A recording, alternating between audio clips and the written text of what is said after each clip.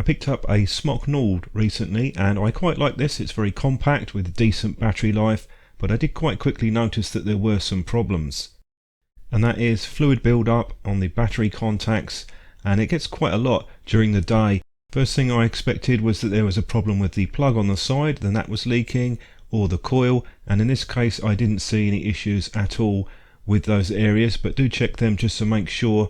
The problem seems to be one of design, is that there's two plastic parts to this on the lip part here and the inner plastic with an outer black covering, and what happens is the moisture builds up from the vapor and then ends up seeping down the side of the pod and into the battery contacts. What I did is to clean that off with tissue paper. The way to get around the problem seems to be if you push the pod in just a bit, about halfway, the battery will contact. You'll see the light turn on to let you know that it is working, and it works fine.